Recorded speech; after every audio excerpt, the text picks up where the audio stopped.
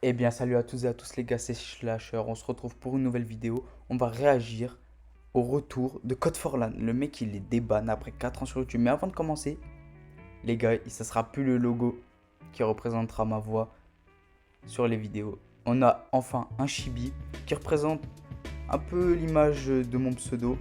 Je vous présente le chibi maintenant. Donc les gars, voici ce qui représentera la chaîne dorénavant quand je parlerai sur les vidéos. Donc les gars, j'ai décidé de parler de Code for Lan parce que ça fait quand même 3 semaines qu'il a fait son retour sur YouTube. On va d'abord réagir à sa vidéo, donc voir ce qu'il a apporté sur son potentiel bannissement, sur ce qu'il a fait avant. Et on va aussi voir, via ces nouvelles vidéos qu'il a sorties, s'il a changé ou non. C'est-à-dire s'il fait encore ses faux concours, s'il arnaque encore ses abonnés. Donc c'est un peu dans la même optique que la vidéo sur Spider Games. De toute façon, Spider Games, je pense, c'est le nouveau Code for Lan du moment en fait.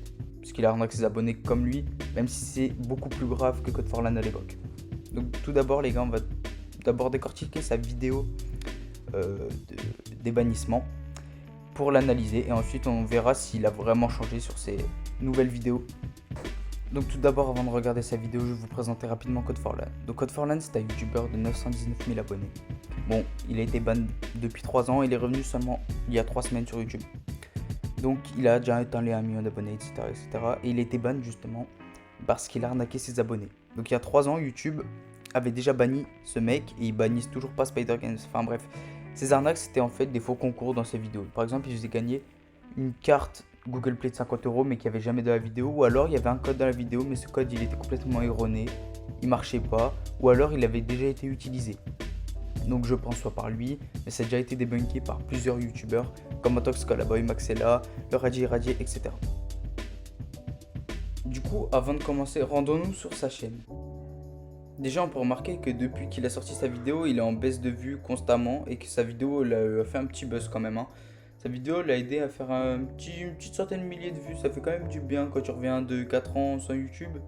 Je pense qu'il a du bien apprécié. Donc on va commencer, on va lancer sa vidéo. Et tout d'abord, j'ai oublié de vous dire, on peut tout d'abord voir qu'il n'a pas changé de contenu. Il est toujours là à faire des vidéos réactions, faire des tops, etc. Donc déjà, il n'a pas changé de contenu. Donc on va commencer à regarder sa vidéo. Un pass sanitaire de l'hosto est caché dans la vidéo, sois le premier à le retrouver pour aller au resto. Non, je déconne, c'était vraiment tentant. Ok, donc le book il a voulu nous faire une petite blague de ce qu'il faisait avant, ses intros avant, parce que les gars, ça c'était vraiment ses intros avant. Il mettait une carte Google Play, il disait que c'était caché dans la vidéo, il disait fallait le retrouver, etc. Il avait la même intonation de voix, etc. Donc il a voulu nous faire une petite blague par rapport à ça. Bon. Son humour il a pas trop changé en 4 ans, 5 ans, ouais, 4, 3, ouais, je sais plus combien de temps exactement il est parti, mais son humour il a pas changé du tout. Et sa voix elle m'avait pas du tout manqué les gars, hein. On va pas se mentir, sa voix elle m'avait pas du tout manqué. Anne, j'espère que vous allez bien. Bah écoutez, ça va super. Ah, honnêtement, j'aurais jamais pensé à nouveau dire ça, mais qu'est-ce que ça me fait plaisir de le dire et d'enfin vous retrouver sur cette plateforme qui me tient vraiment à cœur, hein. YouTube, c'est ma plateforme préférée depuis toujours, donc ça va pas changer de sitôt. Avant que la vidéo ne commence et mes explications pourquoi j'ai été banni en fait, je sais que j'en demande peut-être beaucoup, mais si vous pouviez mettre un pouce bleu à la vidéo ainsi que de la partager à vos potes, ça me ferait énormément plaisir parce que je vais vraiment tout vous dire dans cette vidéo. Donc les gars, dans sa vidéo, il y a 2 intros, donc celle qui vient de passer là. Et il y avait une autre intro avant où il disait qu'il se réveillait du coma, je sais pas quoi, par rapport au Dido, je sais pas quoi. Du coup, je vous ai fait passer ça parce que ça servait un peu à rien. Donc déjà, pour intéressant, il va nous dire pourquoi il a été banni. Donc il va avouer, je pense, dans sa vidéo. Je découvre en même temps que vous, donc on va voir ça. Oui, tiens, en parlant de like, abonnement, tout ça, vous savez que je vous avais promis une facecam ou 1 million d'abonnés. Je m'en souviens, c'était en 2017-2018, hein, ça date vraiment. Mais du coup, je n'ai pas pu la faire. Et vu qu'il n'y a plus le million d'abonnés, etc., parce que beaucoup de gens se sont désabonnés, vu que la chaîne n'était pas visible, etc., qu'il n'y avait plus de contenu du tout, eh bien, la promesse tient toujours en fait. Donc, aux 1 million d'abonnés, n'hésitez pas, si on y revient un jour, la facecam se fera. Et cette fois-ci, il faudra que j'assume, il faut que j'assume tout ce que j'ai, etc. Ok, donc déjà là, pour moi, il y a un petit problème. Il parle de like, abonnement, tout ça, donc ça, on s'en fiche. Mais il parle de sa facecam. Sauf qu'il a atteint les 1 million d'abonnés. Ça veut dire que le palier, il a déjà atteint. Ok, il a perdu son million d'abonnés, mais il l'avait déjà atteint. Et quand tu promets quelque chose à ton truc, que tu as atteint cet objectif, mais même si t'es banni que tu l'as pas fait, tu te dois de le faire. Il n'y a pas de ouais, si on aura atteint les 1 million d'abonnés. Parce qu'imagine, il aurait pas été ban. Il aurait fait sa facecam. Il aurait perdu son million d'abonnés. Ça veut dire qu'il aurait retiré sa vidéo facecam si on suit sa logique. C'est pour ça que pour moi, déjà là, il y a un truc qui me va pas. Pour moi, il aurait continué, il aurait dû faire sa facecam dès cette vidéo en fait, et tout expliquer de A à Z en faisant sa facecam. Je veux bien faire une petite exception. Si une vidéo a 100 000 likes sur la chaîne, je veux bien quand même faire la facecam parce que ça voudrait dire qu'il y a énormément d'engagement. Et Dieu sait que ça va être compliqué d'avoir énormément d'engagement après un bannissement. Mais bon, j'ai vraiment une grosse surprise pour vous, 1 million d'abonnés, et cette fois-ci je vous décevrai pas. Donc Forlan il nous dit que s'il atteint 100 000 likes, il ferait sa facecam, il dit aussi que ça va être compliqué par rapport à son bannissement, etc. etc. Mais justement, il met ce palier là parce qu'il sait très bien qu'il n'arrivera jamais à avoir les 100 000 likes et la seule façon de faire sa facecam, c'est d'avoir le million d'abonnés. Il sait très bien qu'il pourra jamais avoir les 100 000 likes parce que sur une vidéo réaction déjà, 100 000 likes, faut déjà y aller, faut déjà faire une bonne vidéo réaction, mais vraiment. Parce que franchement, je suis sur YouTube depuis 2016, j'ai jamais vu une vidéo réaction à plus de 100 000 likes. Enfin, même à 100 000 likes, jamais. Et il sait très bien que par son bannissement, il aura jamais ce palier. Donc ce qu'il attend, c'est son million d'abonnés. Mais pour moi, comme je l'ai évoqué précédemment, il a déjà atteint ce palier. Il est censé la faire déjà dès maintenant, sa vidéo facecam. Bon, je sais qu'il y a énormément de personnes qui savent pourquoi j'ai été banni, puisqu'il y a énormément de vidéos sur YouTube qui résument tout et la situation en général. Mais je sais qu'il y a énormément d'abonnés aussi qui ont vu la chaîne disparaître comme ça du jour au lendemain. Et j'ai envie de vous expliquer. Alors pourquoi j'ai été banni de la plateforme pendant 4 ans? Eh bien la raison c'est que c'est très compliqué, mais vous allez voir, je vais tout vous résumer. Bon, vous savez très bien que j'ai énormément troll des années 2017 à 2018 avec mes réactions forcées et abusées. Il y a certains emojis que je déteste, j'ai peur de voir. Regardez-moi celui-là! Regardez-moi celui-là les amis, c'est quoi ça? Il a le nez crochu! Donc là, il nous explique, enfin surtout il explique à ses followers qui savent pas pourquoi il a été banni, pourquoi il a été banni justement. Donc déjà, il parle de ses réactions abusées, tout ça. Donc déjà, ce qu'il fait, c'est déjà bien parce qu'il assume que ses réactions étaient surjouées.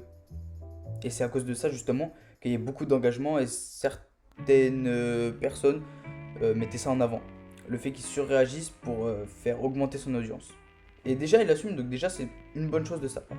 Mais c'est pas ça qui a banni, mis à part une vidéo que j'assume pas du tout. Alors là, franchement, je tiens à vous le dire, là, tous ceux qui sont au courant de ça, vous avez énormément raison. Vous savez, j'avais fait une vidéo sur les animaux là qui décédaient.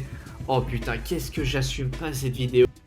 Donc là, c'est pareil, il nous parle de vidéos qu'il assume pas, qu'il a fait pour tout simplement attirer les gens. Donc là, par exemple, vous voyez la vidéo où il dit qu'il assume pas la vidéo par rapport aux morts de chiens, je sais pas quoi.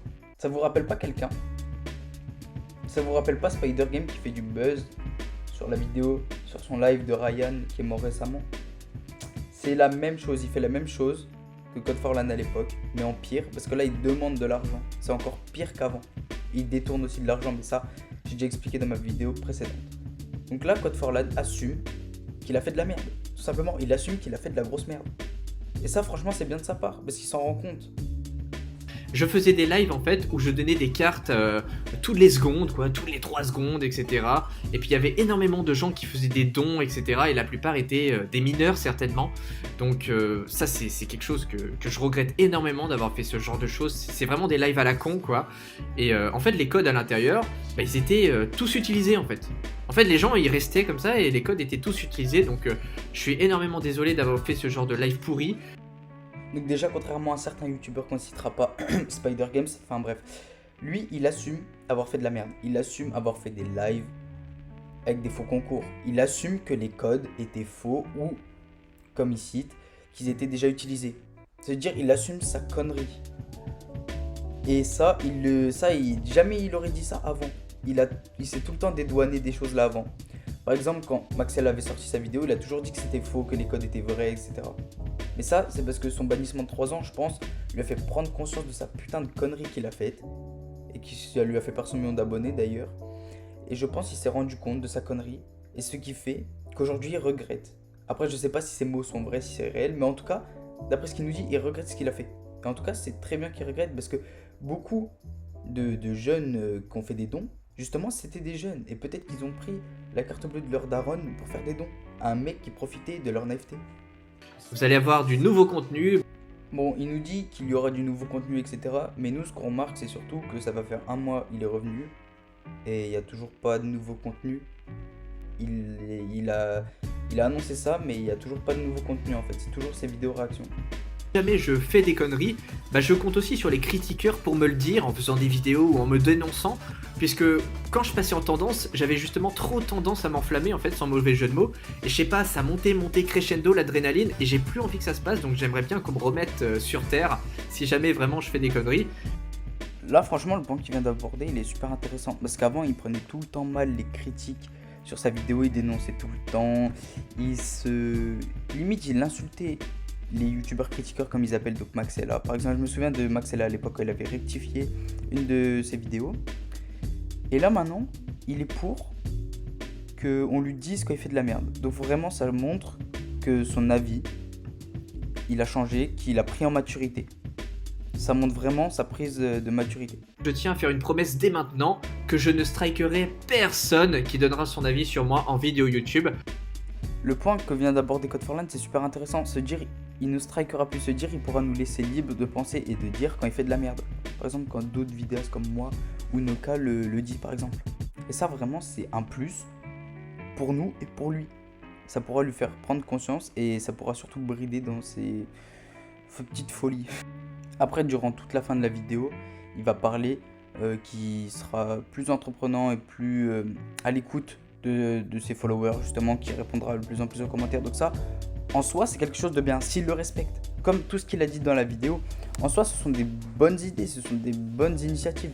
Mais il faut d'abord qu'il les respecte et on attendra de voir dans le futur s'il les respecte. Et d'ailleurs, on a déjà un avant-goût parce que quand Punisher a fait sa réaction sur la vidéo que je suis en train de réagir justement de Code4Land, il a lâché un petit commentaire, il a pas strike la vidéo. Donc la vidéo du Punisher est toujours disponible si vous voulez aller la voir les gars, n'hésitez pas, parce qu'elle est ultra intéressante. Elle reprend beaucoup de choses que j'ai dit aussi. Et c'est surtout moi, j'ai repris beaucoup de choses qu'il a dit et beaucoup de choses qui m'ont surpris de la part de 4Land, j'ai évoqué dans cette vidéo. Parce que je connaissais déjà 4Land avant, j'avais déjà fait une réaction sur mon ancienne chaîne qui a été bannie malheureusement. Pour ceux qui la connaissaient, c'était Zidra, mais la vidéo était en privé. Donc les gars, j'espère que cette vidéo vous a plu. On verra dans le futur si Code4Land tient ses engagements, s'il tient tout ce qu'il a dit dans cette vidéo. N'hésitez pas à liker, à partager, comme d'habitude. C'était Slasher.